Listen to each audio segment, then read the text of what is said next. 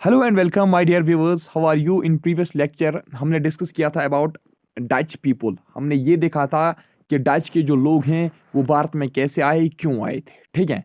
और उनका मेन मकसद क्या था, वो चीज़ हमने हमने प्रीवियस लेक्चर में पढ़ी। हॉलैंड से आए थे, नेदरलैंड से आए थे, है ना। तो आज हम इस तरीके से पढ़ने वाले हैं इंग्लिश लोगों के बारे में। तो अपना टॉपिक आप लिख लीजिए, इंग्लिश लोगों के बारे में आज मैं पढ़ना है। द इंग्लिश करके आप अपने टॉपिक को स्टार्ट कर लीजिएगा, ठीक है।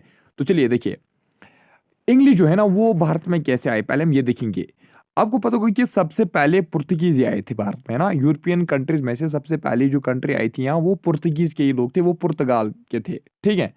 तो जैसे ही इंग्लिश लोगों को ये पता चला कि पुर्तगीज के जो लोग हैं वो ईस्टर्न ट्रेड में, वो ईस्टर्न याद रखना, जैसे ही इंग्लिश लोगों को ये पता चला, इंग्लिश लोगों को जैसे ही ये पता चला कि ईस्टर्न ट्रेड में पुर्तगीज के जो लोग हैं वो अच्छा खासा क्या कमा रहे हैं, वो अच्छा खासा प्रॉफिट कमा रहे हैं, वो अच्छा खासा प्रॉफिट कमा रहे हैं। तो उसके बाद ही इंग्लिश लोगों का जो इंटरेस्ट है वो भारत में आने का और भी ज्यादा बढ़ गया। यानी कि अब इंग्लिश लोगों का जो इंटरेस्ट है ना भारत में आने का, वो बढ़ गया। क्यों? क्योंकि जैसे उन्होंने ये सुना कि पुर्तगीज के जो लोग हैं वो ईस्टर्न ट्रेड में अच्छा खासा प्रॉफिट कमा रहे हैं। अब ईस्टर्न ट्रेडिंग का मतलब क्या था?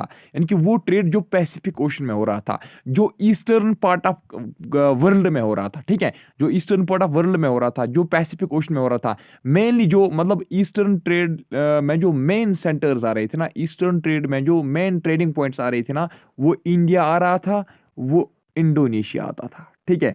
इंडिया और इंडोनेशिया ये जो दो है ना, और श्रीलंका भी इसमें आता था, ठीक है। तो इंडिया इंडोनेशिया जो है, these were the main trading centres of eastern trade, ठीक है। तो इंग्लिश लोगों को जैसे पता चला कि पुर्तगीज के लोग यहाँ पे इस ट्रेड में अच्छा खासा प्रॉफिट कमा रहे हैं, तो उसके बाद ही वो उनकी लालच बढ़ गई और वो भारत में आने का प्लान जो है वो बनाने लगे, ठीक है। यहाँ तक नाउ उसके बाद क्या होता है, यही कुछ टाइम पीरियड होता है 1599 से लेकर 1600 का, ठीक है। ये टाइम पीरियड होता है, यानी कि 1599 चलता है, यानी कि 1600 के पहले दिन और 1599 के लास्ट वाले दिन, आखिरी दिन। तो यहाँ पे एक इंग्लिश मर्चेंट्स, ठीक है, इंग्लिश मर्चेंट्स याद रखिएगा। इंग्लिश मर्चेंट्स नोट करो, इंग्लिश मर्चेंट्स का एक ग्रुप होता है। क्या होता है? इंग्लिश मर्चेंट्स का एक ग्रुप होता है जो अपने आप को क्या बोलते हैं, जिन्होंने अपने आप को नाम रखा था मर्चेंट एडवेंचरर्स, मर्चेंट एडवेंचरर्स। उन्होंने अपने आप को नाम रखा था, यानी कि वो अपने आप को मर्चेंट एडवेंचरर्स कहते थे।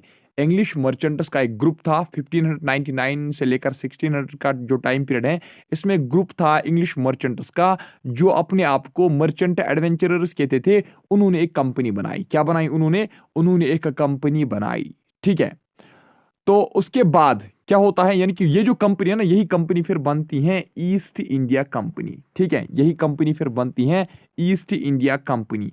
अब सवाल यहाँ पे ये उठता है कि अगर आपसे कोई पूछेगा कि ये बताइए ईस्ट इंडिया कंपनी कब बनी थी, तो आपका आंसर होना चाहिए 31 दिसंबर। याद रखना, 31 दिसंबर 1600, ठीक है। अब मुझे पता है मैं पढ़ाने का तरीका आप चेंज कर रहा हूँ, लेकिन मैं आपको हर एक फैक्ट कवर कराऊंगा और कम टाइम पीरियड में, ठीक है। तो आप घबराइए मत। ऐसा नहीं सोचना कि सर शायद जल्दबाजी कर रहे हैं, इसने और कुछ आज चेंज किया है। नहीं, मैंने चेंज कुछ नहीं किया। बस मुझे पता है कि आप सिलेबस कंप्लीट जैसे कर कैसे जल्दी करना है, तो वो चीज़ मैं कर रहा हूँ। तो आप नोट कीजिए, पॉइंट वाइज आप नोट कीजिए, फैक्ट वाइज आप नोट कीजिए। 31 दिसंबर 1600 को ईस्ट ईस्ट इंडिया कंपनी या इंग्लिश ईस्ट इंडिया कंपनी जो है वो बनी। अब आपसे और एक क्वेश्चन पूछा जाता है कि ये बताइए साहब कि ये जो ईस्ट इंडिया कंपनी है, ये जो इंग्लिश ईस्ट इंडिया कंपनी है, या जो ईस्ट, या आपसे डायरेक्टली पूछा जाता है ईस्ट इंडिया कंपनी या इंग्लिश ईस्ट इंडिया कंपनी, ये एक ही चीज है, ठीक है। तो ईस्ट इंडिया कंपनी जो है ये किसने बनाई? एक्चुअली ये मर्चेंट एडवेंचरर्स ने बनाई, यानी कि एक ग्रुप ऑफ इंग्लिश मर्चेंट्स ने बनाई। लेकिन क्रेडिट जो है ना वो सिर्फ दो ही लोगों को दिया जाता है। तो एक का नाम होता है जॉन वाट, एक का नाम है जॉन वाट, और दूसरे का नाम है थॉमस सिम्थी। क्या उसका नाम है? Thomas Smythe. नोट कीजिए, SMYTHE, Thomas Smythe. Thomas Smythe और जॉन वाट जो है ना, these are the two men, these are the two merchant adventurers who founded East India Company, और we can see that English East India Company. ठीक है, तो उसके बाद क्या होता है, ये तो उन्होंने 1600 में बनाई है ना, तो उसके बाद यानी कि 1599 से लेकर 1600 में उन्होंने बनाई। ठीक है, तो उसके बाद क्या होता है कि क्वीन एलिजाबेथ 31 दिसंबर को ही, 31 दिसंबर 1600 को ही क्या होता है, क्वीन एलिजाबेथ फर्स्ट, नाम याद रखना। ठीक है, queen Elizabeth, queen Elizabeth first जो होती हैं, क्वीन एलिजाबेथ फर्स्ट, वो क्या करती हैं, वो एक चार्टर साइन करके देती है, यानी कि वो परमिशन देती हैं। किनको परमिशन देती हैं, यही इसी कंपनी जो मर्चेंट एडवेंचरर जो कंपनी बनाती है ना, उसको क्वीन एलिजाबेथ 31 दिसंबर 1600 को एक चार्टर साइन करके देती है, यानी कि एक परमिशन साइन करके देती हैं। किसका परमिशन, किसके लिए परमिशन देती हैं, ट्रेडिंग के लिए। यानी कि वो इनको परमिशन देती हैं कि हाँ जी आप ट्रेड कर सकते हो, कहाँ पे, ईस्टर्न पार्ट ऑफ वर्ल्ड में, यानी कि ईस्टर्न ट्रेड में आप भी हिस्सा ले सकते हो। लेकिन ध्यान रखिएगा, जिस वक्त, याद रखना है आपको, जिस वक्त 31 दिसंबर 1600 को क्वीन एलिजाबेथ ने ये चार्टर इनको दिया, मर्चेंट एडवेंचरर्स ने, जिस वक्त क्वीन एलिजाबेथ ने 1600 में मर्चेंट एडवेंचरर्स को ये चार्टर भेज दिया। ठीक है, यानी कि उनको राइट्स प्रोवाइड किए, ट्रेडिंग के लिए उनको राइट्स प्रोवाइड किए, तो उस वक्त इस कंपनी का नाम क्या था पता है, उस वक्त उस कंपनी का नाम था, नोट कीजिए प्लीज, गवर्नर, एक second, governor and company, note कीजिए, गवर्नर एंड कंपनी, जल्दी जल्दी करो, हाँ जी, Governor and Company of Merchants, Governor and Company of Merchants of London. ठीक है, Governor and Company of Merchants of London. ठीक है, तो ये उस कंपनी का उस वक्त नाम था। ठीक है, Governor and Company of Merchants of London trading into the east Indies, ये भी नोट कीजिए। ठीक है, trading into the east Indies, ये उस कंपनी का नाम था उस वक्त। ठीक है, यानी कि वही कंपनी जो मर्चेंट एडवेंचरर्स ने पहले बनाई थी। ठीक है, उसके बाद हाँ, और एक क्वेश्चन पूछा जाता है कि ये बताइए, जिस वक्त क्वीन एलिजाबेथ ने 31 दिसंबर 1600 को governor and Company of Merchants of London trading into the east Indies, जिस वक्त उसने इस कंपनी को चार्टर साइन करके दिया ट्रेडिंग के लिए, तो कितने सालों के लिए उसने परमिशन दी, कितने सालों के लिए उसने परमिशन दी थी, 15 ईयर्स के लिए। नोट कीजिए, अपने भाषा में आप लिख के रख लीजिए, इंग्लिश में लिखोगे, हिंदी में लिखोगे, तो नोट कीजिए, मोनोपोली ऑफ 15 ईयर्स। ठीक है, तो initially a monopoly of 15 years was granted, which in May 1609 was then extended indefinitely by a fresh charter। ये भी आप नोट करना। ठीक है, तो फिर भी मैं यहाँ पे आपको लिख के रखता हूँ। मैंने आपको पहले बोला 31 दिसंबर 1600 को क्वीन एलिजाबेथ ने इनको एक चार्टर साइन करके दिया, एक परमिशन साइन करके दी इस कंपनी को जो मर्चेंट एडवेंचरर्स ने बनाई थी। तो उनको कहा गया था कि आप 15 ईयर्स के लिए यहाँ इस ईस्टर्न पार्ट ऑफ वर्ल्ड, यानी कि ईस्ट इंडीज में आप ट्रेड कर सकते हो। ध्यान रख लीजिएगा, चार्टर में लिखा क्या गया था, एग्जैक्ट वर्डिंग में आपको बता रहा हूं। 31 दिसंबर 1600 को क्वीन एलिजाबेथ फर्स्ट ने जो चार्टर साइन किया था, उसमें यह लिखा गया था कि governor and Company of Merchants of London trading into the east Indies को मैं मतलब क्या देती हूं, परमिशन देती हूं, किसके लिए, ट्रेडिंग के लिए। ठीक है, ट्रेडिंग कहां पे उनको करनी थी, ईस्ट इंडीज में। ईस्ट इंडीज वहां पे लिखा गया था, वहां पे ईस्ट इंडीज लिखा गया था, ये आप नोट कीजिए। अब ईस्ट इंडीज का मतलब क्या था, ईस्ट इंडीज का मतलब यही था कि उनका जो ट्रेड है वो रहेगा बिटवीन एशिया एंड ऑस्ट्रेलिया, यानी कि एशिया और ऑस्ट्रेलिया के बीच में, यानी कि एशिया का जो कंटिनेंट है और ऑस्ट्रेलिया का जो कंटिनेंट है, इसके बीच का जो हिस्सा है वहां पे जो ट्रेड होगा, यानी कि जो पैसिफिक ओशन और इंडियन ओशन, ठीक है, पैसिफिक ओशन और जो इंडियन ओशन के बीच का जो हिस्सा है उसमें जो ट्रेड होगा, ठीक है, ये पैसिफिक ओशन, ये इंडियन ओशन, इसके बीच का जो हिस्सा है इसमें जो ट्रेड होगा उसी को कहा जाता था ईस्ट इंडीज, इस पोर्शन को कहा जाता था ईस्ट इंडीज, तो इसी को कहा जाता था ईस्टर्न ट्रेड भी। तो चार्टर में यही लिखा गया था कि 15 ईयर्स के लिए हम इनको, इस कंपनी को क्या दे रहे हैं, शाबाश, मोनोपोलाई दे रहे हैं, यानी कि परमिशन दे रहे हैं ट्रेडिंग के लिए। उसके बाद याद रखना 1609 में, ये तो 1600 में दिया गया था, लेकिन उसके बाद मई 1609 में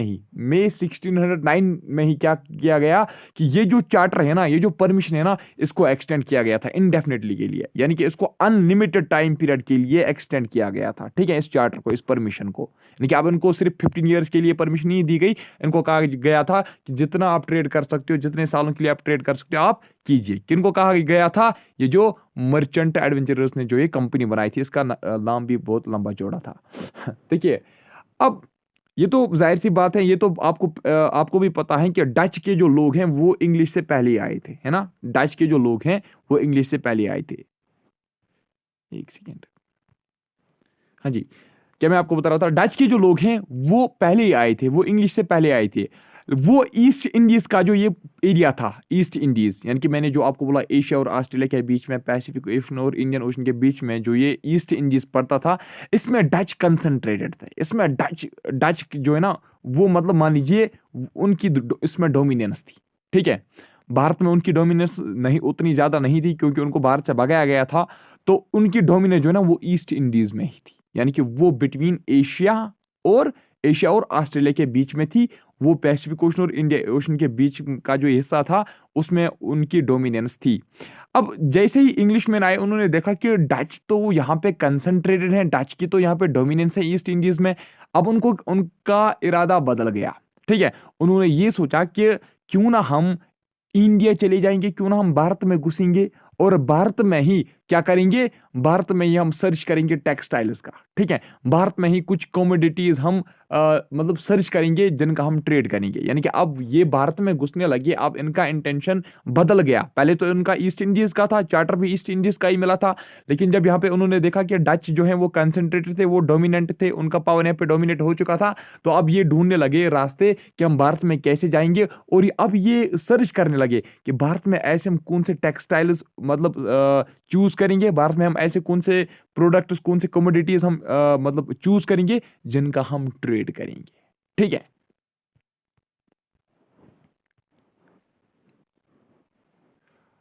और शुरुआत में ही इंग्लिश कंपनी जो थी ना, वो स्पाइस का ट्रेड करने लगी। किसका ट्रेड करने लगी, याद रखना आपको, वो किस पे कंसंट्रेट करती थी, वो स्पाइस ट्रेडिंग पे कंसंट्रेट करती थी। लेकिन in the beginning English company जो है दे कंसंट्रेटेड ऑन स्पाइस ट्रेड।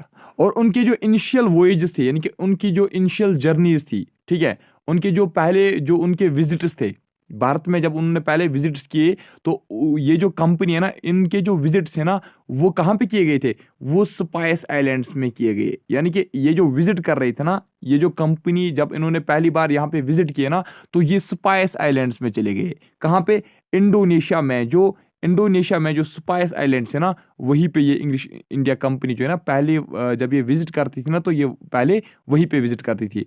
उसके बाद इंग्लिश कंपनी जो है ना, इनको ये लगा कि जो इंडियन गुड्स हैं, इंडियन टेक्सटाइल जो हैं, ठीक है, इंडियन टेक्सटाइल यानी कि इंडिया के जो क्लोथ्स वगैरह हैं, उनकी डिमांड ज्यादा है। ठीक है, जब इंग्लिश के लोग जब यहाँ इंडोनेशिया में आए, जब उन्होंने वहां पे ये महसूस किया, ये महसूस किया कि भारत के जो गुड्स हैं, भारत के जो टेक्सटाइल्स हैं, भारत के जो क्लोथ्स हैं, वो बहुत ही ज्यादा इंपॉर्टेंट है। किसके लिए, ट्रेडिंग के लिए। ठीक है, तो इन्होंने ये सोचा क्यों ना हम भारत से क्या लेंगे, भारत से हम टेक्सटाइल्स लेंगे और टेक्सटाइल्स के बदले में हम उनको स्पाइसेस देंगे। ठीक है, क्योंकि स्पाइस कहाँ पे ज्यादा निकलते थे उस वक्त, आइलैंड्स ऑफ इंडोनेशिया में। तो ये तो इंडोनेशिया में ही मतलब क्या हो चुके थे, डोमिनेट हो चुके थे, कंसंट्रेट अब हो चुके थे। अब ये स्पाइस का ट्रेड कर रहे थे। अब ये भारतार सिस्टम अपनाने लगे। भारतार सिस्टम में क्या करने लगे, ये अब ये चाहते थे कि हम टेक्सटाइल यहाँ से लेंगे इंडिया से, और यहाँ से वापस में हम इनको क्या देंगे, स्पाइसेस देंगे। ठीक है, तो ये अब आपने ध्यान रखना यहाँ पे, यानी कि इंग्लिश के जो लोग हैं अब ये बारतार सिस्टम अपनाने लगे। बारतार सिस्टम कैसे, ये टेक्सटाइल्स ये क्लोथ्स कहाँ से लेना चाहते थे, इंडिया वालों से ये इंपोर्ट करना चाहते थे, और खुद ये एक्सपोर्ट क्या करना चाहते थे, स्पाइसेस। ठीक है, यानी कि क्लोथ्स के बदले में goods, Indian textiles, Indian clothes के बदले में ये उनको वापस क्या देंगे, स्पाइसेस देंगे। इन्होंने ये तो मतलब पहले से ही महसूस करके आए अब कि जो इंडिया की जो टेक्सटाइल्स हैं, इंडिया की जो क्लोथ्स हैं, वो बहुत ज़्यादा इंपॉर्टेंट है इनके लिए, इनके ट्रेडिंग के लिए। तो उसके बाद याद रखना 1608 में, कब, 1608 याद रखिएगा, 1608 में क्या होता है, ये जो ईस्ट इंडिया कंपनी है ना, ये अपने शिप्स कहां पे लगा देते हैं, ये अपने शिप्स कहां पे लगा देते हैं, सूरत में। कहां पे? सूरत में। सूरत कहां पे है? गुजरात में। याद रखा, 1608 में ईस्ट इंडिया कंपनी अपने शिप्स कहां पे खड़ा कर देती हैं, सूरत में, गुजरात में, उनको ये वहां पे स्टॉप करवाती हैं, ठीक है। और वहां पे अपना एक ट्रेड ट्रांजिट पॉइंट बनाती हैं। क्या बनाती हैं? यानी कि पहला ट्रेड ट्रांजिट पॉइंट जो है ना, वहां पे ये बना देती हैं। कहां पे? पहला ट्रेड ट्रांजिट पॉइंट, याद रखिएगा दोस्तों, पहला trade transit point east India company ने कहां पे बनाया भारत में? गुजरात में, सूरत में। याद रखना, सूरत एक जगह है कहां पे? गुजरात में ही। तो याद रखना 1608, आप याद रखना 1608 में ना। उसके बाद क्या होता है, ईस्ट इंडिया कंपनी जो है ना, अब ये प्लान ये करने लगे कि हम एक फैक्ट्री ओपन करेंगे। कहां पे? सूरत में। कहां पे करेंगे? सूरत में। ध्यान रखिएगा, सूरत में अभी उन्होंने कोई कंपनी बनाई नहीं, ठीक है, कोई फैक्ट्री उन्होंने अभी खुद कोई फैक्ट्री उन्होंने अभी नहीं बनाई, लेकिन अब ये प्लान कर रहे हैं। लेकिन शिप्स वगैरह उन्होंने वहां पे क्या, मतलब शिप्स वगैरह जो है ना, वो ये उन्होंने वहां पे बांध के रखे, कोस्ट पे उन्होंने वहां पे ये शिप्स वगैरह बांध के रखे। लेकिन इंटेंशन तो इनका जो है, इंटरेस्ट जो है, तो वो तो ट्रेड में ही था। इंटेंशन इनका ट्रेड ही था, इनका मकसद ही था कि हम यहीं पे अब एक फैक्ट्री भी स्टैब्लिश करेंगे। तो ईस्ट इंडिया कंपनी जब इन्होंने यहाँ पे ये शिप्स वगैरह डॉक किए, तो उसके बाद ईस्ट इंडिया कंपनी जो है ना, अब ये प्लान करने लगी। ध्यान रखना, प्लान करने लगी, बनाया नहीं, अभी प्लान करने लगी। प्लान ये क्या करने लगी कि हम एक फैक्ट्री खोलेंगे। क्या खोलेंगे? एक फैक्ट्री खोलेंगे। कहां पे खोलेंगे? सूरत में खोलेंगे। ये प्लान कर रहे हैं, ठीक है। अब ये ईस्ट इंडिया कंपनी क्या कर रही है? प्लान ही कर रही है। तो उसके बाद ईस्ट इंडिया कंपनी ने क्या किया? जाहिर सी बात है, ये तो खुद ब खुद ऐसे ही मतलब ये मतलब कोई तो यहाँ पे मतलब इसका ये जो सूरत का जो टेरिटरी है ना, वो भी किसी के अंडर आती थी, उसका भी कोई मालिक था, ठीक है। वो तो मतलब कोई ऐसी जमीन थी नहीं जो वेस्ट लैंड थी, ये खुद आते तो वहां पे कब्जा करते, नहीं।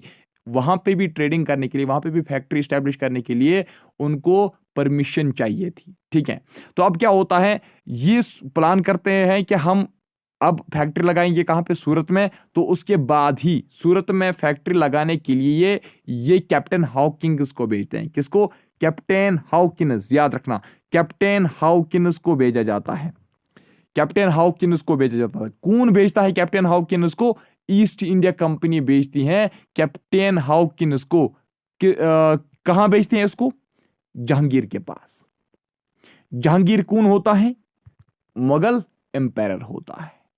तो यानी कि जो ईस्ट इंडिया कंपनी है, ये जब ये प्लान बनाती हैं, उसके बाद ये पहले कैप्टन हॉकिंस को भेजती हैं। किसके लिए? ताकि ये कैप्टन हॉकिंस जो है, ये नेगोशिएशन करे, ये नेगोशिएट करे, ठीक है।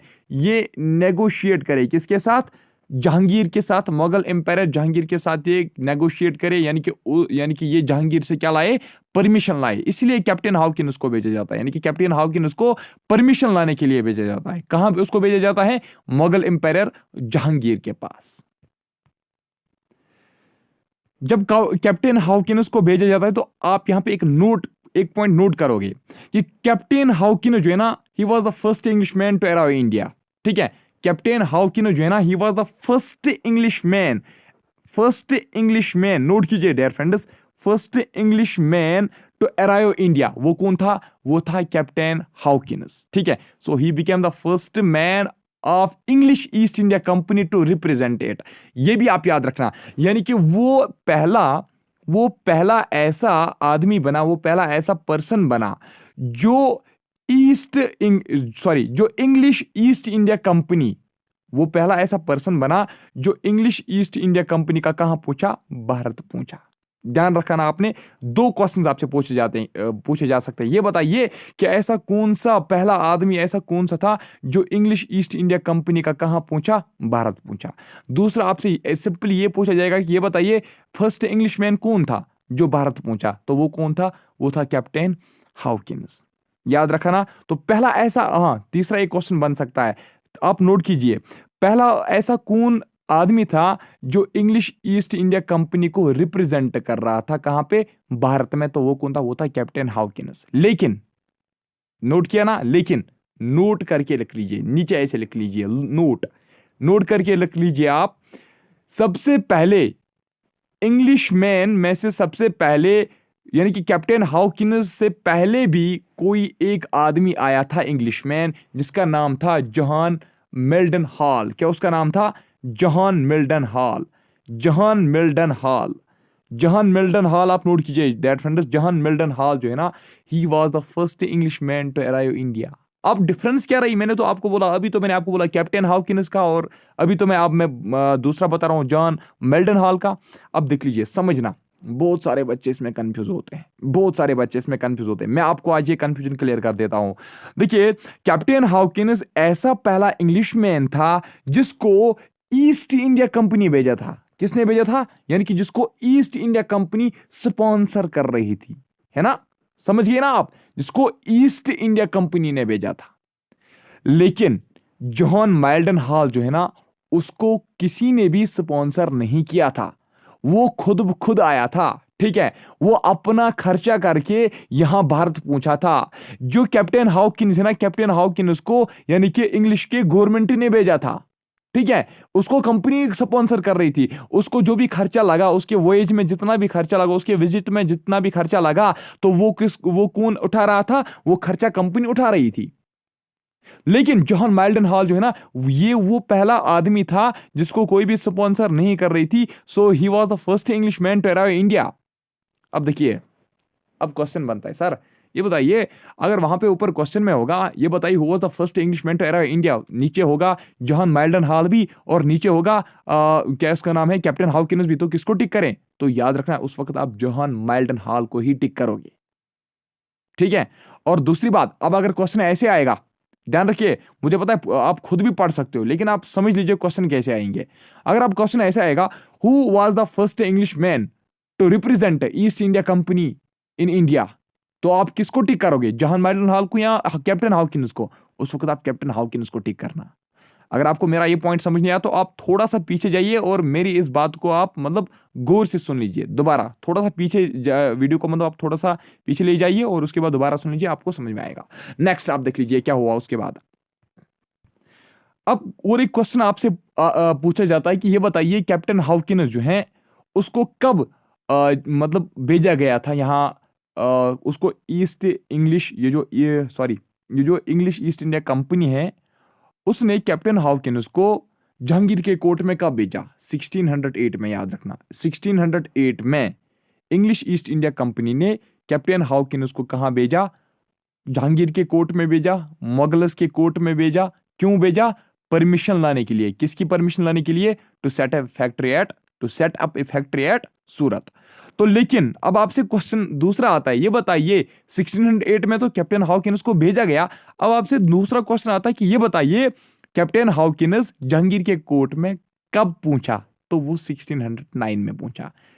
भेजा कब गया उसको? 1608 में, लेकिन कब पहुंचा? 1609 में, अप्रैल 1609 में वो पहुंचा। याद रखना, अप्रैल 1609 में कैप्टन हॉकिंग जो है वो जहांगीर के कोर्ट में पहुंचता है। कहां पे पहुंचता है? आगरा, याद रखना, ठीक है? आगरा में पहुंचता है, ठीक है यहां तक। अब नेक्स्ट और एक आप पॉइंट नोट कीजिए प्लीज, कि कैप्टन हॉकिंस जो है ना, वो तुर्किश लैंग्वेज भी बोल सकता था। क्या बोल सकता था? वो तुर्किश लैंग्वेज भी बोल सकता था।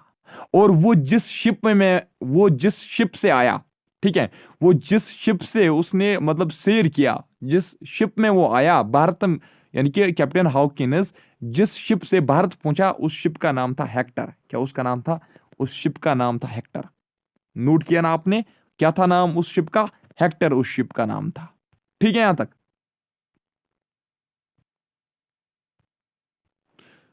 माय डियर व्यूअर्स, आप और एक पॉइंट भी नोट कीजिए कि ईस्ट इंडिया कंपनी जो है ना, इसको इंग्लिश ईस्ट इंडिया कंपनी भी कहा जाता था। क्या उसको कहा जाता था?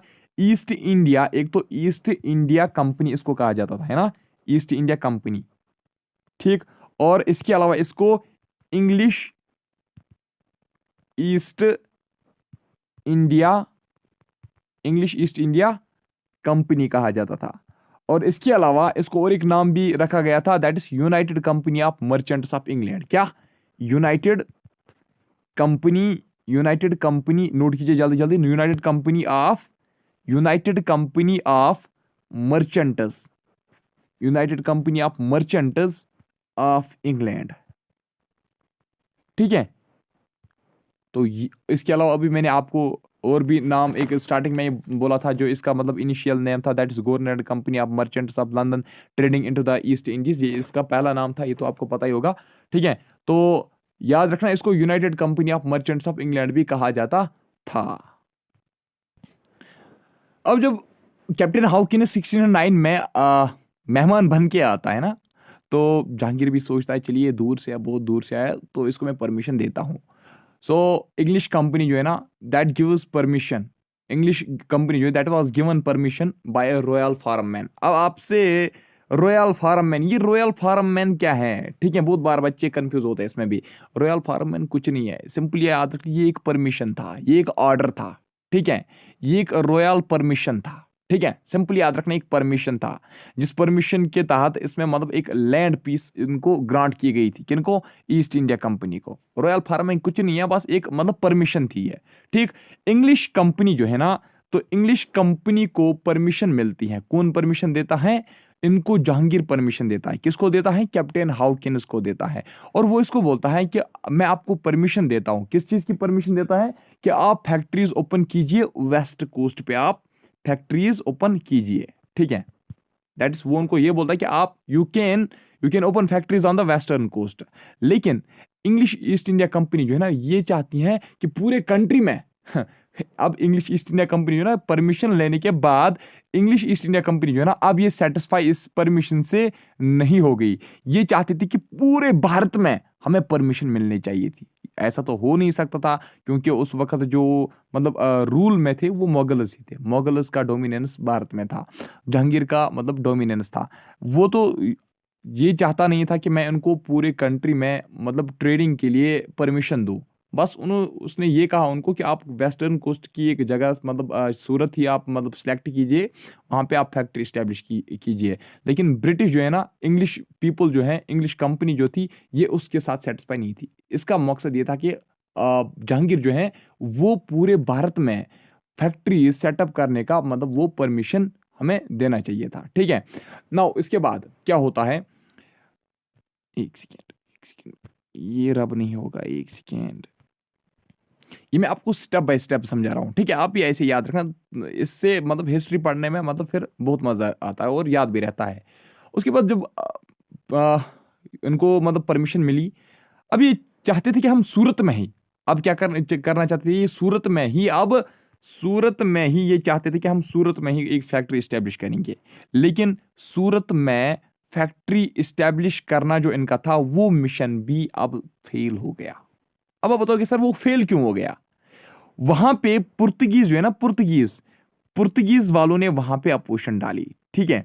वहां पे पुर्तगीज वालों ने क्या डाली, अपोजिशन डाली। अब हाउकिन्स क्या करेगा, क्या हाउकिन्स यही भारत में ही बैठेगा, नहीं। हाउकिन्स फिर 1611 में भारत से वापस चले जाता है, ठीक है। 1608 में इंग्लिश ईस्ट इंडिया कंपनी ने उसको भेजा था, 1609 में जहांगीर के कोर्ट में पूछा, 1611 में कैप्टन हाउकिन्स वापस जाता है, ठीक है। ऐसे करके आप सीरीज में डेट्स याद रख लीजिए। तो अब फैक्ट्री जो सूरत में स्टैब्लिश करनी थी वो भी अब क्या रह गई, अनसक्सेसफुल रह गई। तो उसके बाद कैप्टन हाउकिन्स ने ये रियलाइज किया कि अगर हमें कोई भी ट्रेड भारत में करना है, यानी कि अब ये इसको एक्सपीरियंस हो गई, किसको, कैप्टन हाउकिन्स को, कि अगर हमें भारत में कोई भी ट्रेड करना है, सबसे पहले हमें पुर्तगीज से निपटना होगा। किससे निपटना होगा, पुर्तगीज से उनको पहले निपटना होगा, ठीक है, before gaining favour of Mughals. यानी कि देखिए आपने यहां पे देखा, मुगल्स ने उनको परमिशन दी भी थी कि आप जाके वेस्टर्न कोस्ट पे फैक्ट्री स्टैब्लिश कीजिए, लेकिन फिर भी यानी कि मुगल्स का परमिशन रिसीव करने के बावजूद भी, उसके बाद भी पुर्तगीज ने उनको वहां पे फैक्ट्री स्टैब्लिश करने से रोक दिया। तो अब जाहिर सी बात है हाउकिन्स क्या सोचेगा कि सबसे पहले किससे निपटना चाहिए, पुर्तगीज से, उसके बाद मुगल्स से। उसके बाद 1611 में इंग्लिश जो है ना, इंग्लिश ने 1611 में, आप याद रख लीजिए, आप 1611 में इंग्लिश ने अपनी एक फैक्ट्री कहां पे खोली, इन द साउथ। कहां पे, साउथ इंडिया में। साउथ इंडिया में 1611 में साउथ इंडिया में इंग्लिश जो है ना वो अपनी पहली फैक्ट्री खोल देते हैं। फर्स्ट फैक्ट्री कहां पे खोल देते हैं, साउथ इंडिया में। साउथ इंडिया में कहाँ पे, याद रखना, मछलीपट्टनम में। कहाँ पे, मछलीपट्टनम। मछलीपट्टनम कहाँ पे, मछलीपट्टनम पता है किसी को, शाबाश, जिसको मछलीपट्टनम भी बोलते हैं, ठीक है, मछलीपट्टनम भी कभी कभार उसको बोलते हैं, जो आंध्र प्रदेश में है। Machilipatnam is also known as Machilipatnam, ठीक है, मछलीपट्टनम। यानी कि यहाँ पे साउथ इंडिया में वो अपना पहली फैक्ट्री खोल देते हैं, और वो यहाँ पे यानी कि आंध्र प्रदेश में, मछलीपट्टनम, मछलीपट्टनम कहाँ पे है, याद रखना, ये आंध्र प्रदेश में है। तो यहाँ पे ये अपना ट्रेडिंग जो है ना वो स्टार्ट कर देते हैं, ठीक है, ये क्या कर देते हैं, स्टार्ट कर देते हैं। उसके बाद क्या होता है, 1612 में, 1612 में, ध्यान रख लीजिएगा दोस्तों, 1612 में, ये तो मैंने आपको 1611 की बात कही। 1611 में ही हॉकिंस वापस जाता है आगरा से, कहाँ, वापस चला जाता है अपने देश। तो उसके बाद 1612 में क्या होता है, कैप्टन थॉमस बेस्ट इसका नाम होता है। क्या इसका नाम है, कैप्टन कैप्टन थॉमस बेस्ट, नाम नोट कीजिए आप, कैप्टन थॉमस बेस्ट इसका नाम होता है। कैप्टन थॉमस बेस्ट जो है ना वो क्या करता है, वो डिफीट करता है, किसको डिफीट करता है, ही डिफीटेड पुर्तगीज, वो पुर्तगीज को डिफीट करता है। नोट कीजिए, कैप्टन थॉमस बेस्ट जो है उसने पुर्तगीज लोगों को डिफीट किया। अब डिफीट कहां पे किया, एक बैटल, ठीक है, एक बैटल में उसने इनको डिफीट किया, जिस बैटल का नाम था बैटल ऑफ सवाली होल। याद रख लीजिए, बैटल ऑफ सवाली होल में, बैटल ऑफ सवाली होल में क्या हुआ था, कैप्टन थॉमस बेस्ट ने पुर्तगीज को डिफीट किया। तो अगर आपसे पूछा जाएगा कि बैटल ऑफ सवाली होल किसके बीच में हुआ था, बैटल ऑफ सवाली होल जो है ये कैप्टन थॉमस बेस्ट यानी कि ये इंग्लिश और किसके बीच में हुआ था, पुर्तगीज के बीच में हुआ था। तो कहां पे हुआ था, याद रखना, ये सूरत गुजरात में हुआ था, सूरत गुजरात में हुआ था। कहां पे, सूरत गुजरात में, ये जंग जो है, ये बैटल जो है ये सूरत गुजरात में हुई थी। तो इसमें क्या हुआ, इसमें जो कैप्टन थॉमस बेस्ट है यानी कि जो इंग्लिश वाले हैं, इंग्लिश जो है ना, जो कैप्टन थॉमस बेस्ट हैं उसकी विक्ट्री हो गई, यानी कि उसने जीत लिया। क्या, ये जो बैटल है किसने जीत लिया, कैप्टन थॉमस बेस्ट ने। अब जब ये कैप्टन थॉमस बेस्ट ने जब ये जंग जीत ली, ये बैटल जब इसने जीत लिया, कब, 1612 में, उसके बाद जहांगीर जो है ना, जहांगीर इसकी विक्ट्री से इंप्रेस हो गया। कौन, मुगल एम्पायर जहांगीर जो है वो इसकी विक्ट्री से इंप्रेस हो गया। उसने सोचा अरे यार ये तो इतना ज्यादा पावरफुल बन गया, अब क्यों ना मैं इसको अब क्या दूं, एक परमिशन ही इसको मैं ग्रांट कर दूं, ठीक है। तो उसके बाद 1612 में क्या होता है, कैप्टन थॉमस बेस्ट ये जंग जीतता है। 1613 में ही दोस्तों क्या होता है कि जो जहांगीर होता है, एम्पायर जहांगीर, वो इनको परमिशन ग्रांट करता है, किनको, इंग्लिश को, टू इस्टेब्लिश फैक्ट्री एट, कहां पे, सूरत में, सूरत में। लेकिन अंडर, ये जो फैक्ट्री खोलने वाली थी किसके अंडर खोलने वाली थी, अंडर थॉमस एल्डवर्थ, याद रखना, ठीक है। ये फैक्ट्री यानी कि जहांगीर ने उनको कहा कि आप फैक्ट्री खोल लीजिए, यानी कि, लेकिन उसका हेड उस वक्त कौन रहा, यानी कि सूरत में जिस वक्त फैक्ट्री खोली गई थी ना, उस वक्त इंग्लिश की तरफ से उनका जो हेड रहा था वो था क्या इसका नाम था, थॉमस एल्डवर्थ, ALDWORTH, एल्डवर्थ, ठीक है। यानी कि अंडर थॉमस एल्डवर्थ 1613 में पहली, सूरत में पहली फैक्ट्री जो है वो इस्टेब्लिश की गई, ठीक है, ध्यान रखना। अब मुझे पता है बहुत सारे बच्चे जो है ऐसे ही मतलब याद रखेंगे इसको, ठीक है, कच्चे तरीके से, लेकिन पक्के तरीके से जो याद रखेंगे ना, वो उनका यहाँ पे जरूर एक क्वेश्चन मन में आ रहा होगा, ठीक है, दिमाग में आए या मन में आए एक ही बात है, ठीक है। तो क्वेश्चन क्या आ रहा होगा कि अगर 1611 में, अगर 1611 में, सर अगर आपने अभी बोला 1611 में पहली जो फैक्ट्री है वो कहाँ पे खोली गई, एक सेकंड, सॉरी 1611 में नहीं, 1608 में, 1608 में मैंने आपको बोला था ना कि इन्होंने अपनी ईस्ट इंडिया कंपनी जो है उन्होंने अपनी शिप से डाक कहाँ पे किए थे, सूरत गुजरात में, और जो इंग्लिश ईस्ट इंडिया कंपनी है उन्होंने उसको इस्टेब्लिश किया एज ट्रेड ट्रांजिट पॉइंट, है ना। उन्होंने वहां पे उसको इस्टेब्लिश किया था as a trade transit point, यानी कि वहां पे वो ट्रेडिंग स्टार्ट करने लगी, लेकिन फैक्ट्री इस्टेब्लिश नहीं की थी, ये आप याद रख लीजिए, है ना। 1608 में जब वो आए, जब उन्होंने सूरत में शिप्स वगैरह डाक किए, उन्होंने वहां पे फैक्ट्री इस्टेब्लिश नहीं की थी, उन्होंने उसको ट्रेड ट्रांजिट पॉइंट बनाया, यानी कि टेम्परेरीली वो वहां पे उसको शिप, वहां पे वो गुड्स को क्या कर रहे थे, शाबाश, लोड अनलोड कर रहे थे, ठीक है, टेम्परेरीली। तो उसके बाद जो उनका पहला फैक्ट्री जो बना, ठीक है, उनको जो परमिशन मिला वो 1613 में ही मिला, ठीक है, कब मिला? 1613 में ही। और याद रखना मेरे दोस्तों, 1611 में भी जो उन्होंने जो फैक्ट्री खोली ना, कहाँ पे? मछलीपट्टनम, मछलीपट्टनम में। वो भी मतलब वो भी उनकी परमानेंट फैक्ट्री कोई नहीं थी, ठीक है, वो भी एक टेम्परेरी फैक्ट्री थी। अगर आपसे अब ये पूछा जाएगा कि बताइए पहली फैक्ट्री कब खोली गई थी, तो वो 1611 में ही खोली गई थी। कहाँ पे? साउथ इंडिया में, मछलीपट्टनम या मछलीपट्टनम, आंध्र प्रदेश में। लेकिन अगर आपसे ये पूछा जाएगा कि ये बताइए पहली परमानेंट फैक्ट्री कहाँ पे खोली गई, साथ में होगा परमानेंट, तो याद रखना उस वक्त आपका आंसर होना चाहिए पहली परमानेंट फैक्ट्री जो है वो सूरत में ही खोली गई। कहाँ पे? सूरत में खोली गई। जब जहांगीर ने बैटल ऑफ सवाली होल के बाद, बैटल ऑफ सवाली होने के बाद, जिस वक्त सूरत में ये हुआ था, ये बैटल, जिस वक्त थॉमस बेस्ट ने ये बैटल में मतलब विक्ट्री हासिल की, उसके बाद जहांगीर जब इम्प्रेस हो गए 1613 में, उसने उसको ये फैक्ट्री इस्टेब्लिश करने के लिए क्या दिया? शाबाश, permission the under Thomas Aldworth. तो 1613 में सूरत में पहला परमानेंट, याद रखना, पहला परमानेंट जो है फैक्ट्री वो सूरत में इस्टेब्लिश की गई थी 1613 में, याद रखना। और एक आपसे क्वेश्चन पूछा जाता है कि ये बताइए पहला एम्बेसडर कौन था? इंग्लिश ईस्ट इंडिया कंपनी का पहला एम्बेसडर कौन था? याद रखना वो था सर थॉमस रो जो है ना, sir Thomas Roe was the first ambassador of English East India Company, ठीक है। और दूसरा क्वेश्चन आपसे पूछा जाता है कि ये बताइए सर थॉमस रो को एज एन एम्बेसडर किसने भेजा था? उसको भेजा था किंग जेम्स फर्स्ट ने। किसने? किंग जेम्स फर्स्ट जो इंग्लिश का था, उसने सर थॉमस रो को एज एम्बेसडर भेजा। कहां पे भेजा? जहांगीर के कोर्ट में। कहां पे भेजा? याद रखना, जहांगीर के कोर्ट में, कोर्ट ऑफ जहांगीर में उसको भेजा गया as an ambassador of English East India Company. किसने भेजा? किंग जेम्स फर्स्ट ने, ठीक है। और याद रखना ये जो सर थॉमस रो है ना, he settled in court of Jahangir till February 1619। आया कब? 1615 में। 1615 में उसको भेजा गया, ठीक। लेकिन वो कितने टाइम के लिए, कब तक यहां पे बैठा? याद रखना फरवरी 1619 तक फिर वो यहां पे रहा, ठीक है, याद रखा ना। तो उसके बाद जब वो यहाँ पे रहा एज एन एम्बेसडर, वो यहाँ पे आया, ठीक है, मेहमान बन के आया, तो जो जहांगीर है ना, जहांगीर ने उसको फिर से मतलब परमिशन दी। किसके लिए? फैक्ट्रीज को इस्टेब्लिश करने के लिए। कहाँ पे? In all parts of Mughal empire. इस वक्त क्या हो गया? पहले जब कैप्टन हॉकिंस आया तो उसको कहा गया था चलिए जाइए आप वेस्ट कोस्ट पे कोई फैक्ट्री स्टैब्लिश कीजिए, लेकिन फिर भी क्या हो गए? वो नाकाम हो गए, अनसक्सेसफुल रह गए, क्योंकि पुर्तगीज ने अपोजिशन की।